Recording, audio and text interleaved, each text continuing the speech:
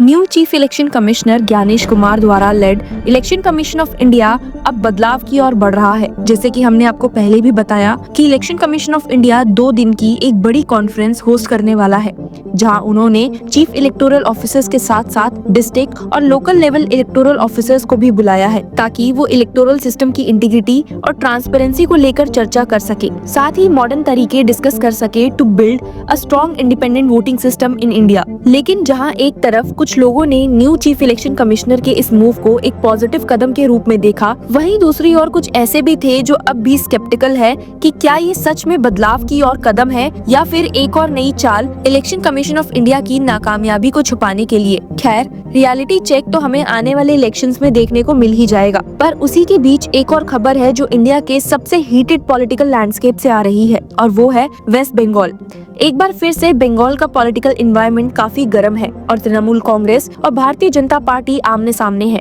अब ऐसे में क्या election commission of India West Bengal में उठ रहे इस तूफान को शांत करवा पाएगा? आप सभी जानते तो हैं ही कि वेस्ट बंगाल की पॉलिटिक्स में घोस्ट वोटर्स कोई नया कॉन्सेप्ट नहीं है, पर जैसे जैसे 2025 के असेंबली इलेक्शंस करीब आ रहे हैं, ये मुद्दा एक बार फिर भड़क चुका है। राज्य की रूलिंग पार्टी तृणमूल कांग्रेस और ऑपोजिशन भारतीय जनता पार्टी एक दूसरे पर फेक वोटर्स जोड़ने का आरोप लगा रहे हैं, ठीक वैसे ही जैसे दिल्ली असेंबली इलेक्शंस में आम आदमी पार्टी और भारतीय जनता पार्टी के बीच में देखे गए थे। वेस्ट बंगाल की चीफ मिनिस्टर ममता बनर्जी ने भारतीय जनता पार्टी पर आरोप लगाया है कि उनका प्लान बंगाल के वोटर लिस्ट में आउटसाइडर्स का नाम जोड़ना है, और ये सब ऑनलाइन रिसोर्सेज के माध्यम से हो रहा है। ममता ने अपनी पार्टी के सीनियर नेताओं की एक कमेटी भी बना दी है जो वोटर लिस्ट को रिव्यू करेगी। 27 फरवरी को एक मीटिंग में ममता बनर्जी ने कहा है, Bengal respect outsiders as guest but will not allow them to occupy Bengal. Their game is to capture Bengal and erase our culture. I have proof that they are putting in outsiders name online through data operators. They did this thing in Maharashtra and Delhi. There they could not understand this game but Bengal will not allow this. उनका कहना है कि महाराष्ट्र और दिल्ली में BJP ने यही किया था, जिसमें हरियाणा और गुजरात से आने वाले लोग वोटर लिस्ट में डाल दिए गए थे। ममता ने वार्निंग दी है कि अगर इलेक्शन कमीशन ने तुरंत एक्शन नहीं लिया तो उनकी पार्टी बिना रुकावट वाले प्रोटेस्ट करेगी। तो আপনারা কি জানেন সদ্য ইলেকশন কমিশনার হয়েছেন কে? আমি শুধু পরিচয়টা দিচ্ছি আপনাদের জানবার জন্য, জেনে রাখা উচিত। মাননীয় স্বরাষ্ট্রমন্ত্রী, যিনি মাননীয় সচিব ছিলেন ডিপার্টমেন্টের, কোঅপারেশন ডিপার্টমেন্টের, তার সেক্রেটারিকে করে দিয়েছেন প্রিন্সিপাল সেক্রেটারিকে, মানে তিনি ডিপার্টমেন্টের সেক্রেটারিকে করে দিয়েছেন চিফ ইলেকশন কমিশনার। টোটালটাই বিজেপির লোক দিয়ে ভরা। এই নির্বাচন কমিশন নিরপেক্ষ যতদিন না হবে ততদিন এই বদনাম কিন্তু থেকে যাবে, মাথায় রাখবেন। बीजेपी ने भी इस मुद्दे को उठाकर ममता बनर्जी और उनकी पार्टी पर निशाना साधा है। शुभेंदु अधिकारी, अग्निमित्रा पॉल और बीजेपी के एमएलएज ने इलेक्शन कमीशन के ऑफिस को विजिट किया और ये कंप्लेंट फाइल की कि अंसरुल्लाह बंगला टीम के एक टेररिस्ट ने वेस्ट बंगाल में 2 जगह वोट डाला है। शुभेंदु अधिकारी ने कहा, 16 lakh duplicate voters were there. We have given their list to the election commission before 2024.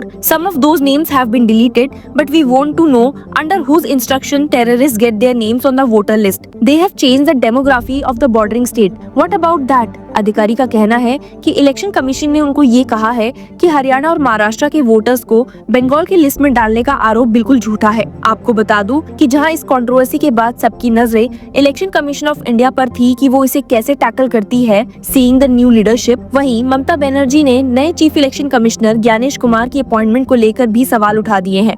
Mamata Banerjee का कहना है, Gyanesh Kumar is a close person to the union home minister Amit Shah. He once worked as the secretary of the cooperatives department under Shah in Gujarat. Mamata ने कहा है कि बंगाल के voter list में राजस्थान, बिहार और हरियाणा के लोगों के नाम EPIC नंबर के साथ लिंक हो रखे हैं। उनका कहना था कि अगर ये प्रोसेस नहीं रुका तो TMC वर्कर्स इलेक्शन कमीशन के ऑफिस के बाहर अनिश्चित काल तक धरना देंगे। ममता बनर्जी ने ये भी अनाउंस कर दिया है कि एक 35 मेंबर कमेटी बनाई गई है जो वोटर लिस्ट की जांच करेगी।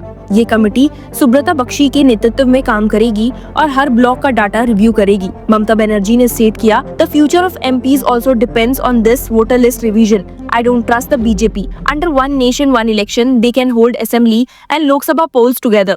The MPs will also have to work on cleansing the list. ममता बनर्जी ने ये भी कहा कि राज्यसभा MP सागरिका घोष ने सबसे पहले उनको इस वोटर फ्रॉड के बारे में चेतावनी दी थी। बीजेपी के स्टेट प्रेसिडेंट सुकांता मजुमदार ने ममता बनर्जी के इस आरोप का जवाब देते हुए कहा है, Mamata Banerjee understands that in the coming days she will have to leave her state and the BJP will form the government. That is why she is talking about the agencies, talking about rigging in the voter list. The whole of India knows that Trinamool inserts the name of Bangladeshi Muslims in the voter list. Trinamool does rigging. Trinamool also votes in fake votes. Now that Trinamool is saying that BJP is doing fake voting, will anyone believe this? Mamata Banerjee का कहना है कि BJP voters list में छेड़छाड़ इसलिए कर रही है क्योंकि वो वन नेशन वन इलेक्शन का कॉन्सेप्ट लाकर असेंबली और लोकसभा इलेक्शंस एक साथ कराने की तैयारी में है. उनका कहना है, their aim is twofold. One, to defeat Trinamool by introducing ghost voters, and two, to dispose the people of Bengal. ममता बनर्जी ने कहा है कि अगर जरूरी हुआ तो वो इलेक्शन कमीशन के ऑफिस के बाहर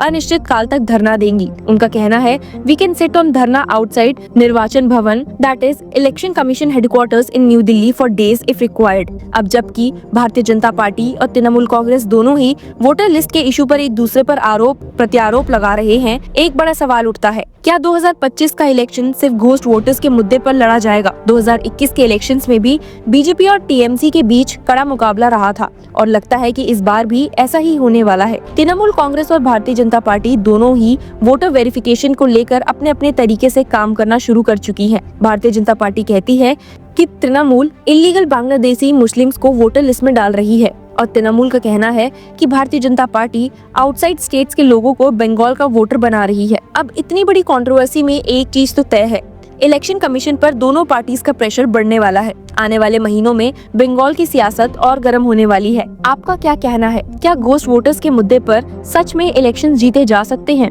hello law lovers and justice seekers, welcome to law Chakra. हम आपके लिए लेकर आए हैं कुछ बहुत ही exclusive. Introducing law Chakra prime membership, जो आपको देगा exclusive access like never before. चाहते हो कि सबसे पहले आपको मिले latest legal updates? Law Chakra prime के साथ आपको मिलेगा early access to exclusive content, critical case analysis, courtroom battle का ब्रेकडाउन, वो भी बाकी व्यूअर से पहले. मोर अपडेट्स, मोर एनालिसिस, यानी कि फुल इनसाइडर एक्सेस, वो भी बस घर बैठे. यही नहीं, प्राइम मेंबर को मिलेगा access to exclusive interview session with renowned जजेस, लीगल एक्सपर्ट्स एंड लॉयर्स. ऐसे इनसाइट्स जो आपको कहीं और नहीं मिले. इसी के साथ अगर आप कभी सोचे कि हम कैसे लेकर आते हैं आपके लिए ये लीगल अपडेट्स, तो इसके लिए भी प्राइम मेंबर्स के लिए है हमारे पास एक special sneak peek behind the scenes of law chakra. Brainstorming session से लेकर ब्लूपर्स तक सब कुछ. In short, more content, more update and more analysis. Political legal controversies हो या इन डेप्थ लीगल सेशंस, सब कुछ आपको मिलेगा एट वेरी मिनिमल प्राइस. बनिए लॉ चक्र की प्राइम मेंबर और अनलॉक कीजिए full potential of legal knowledge. अभी ज्वाइन कीजिए.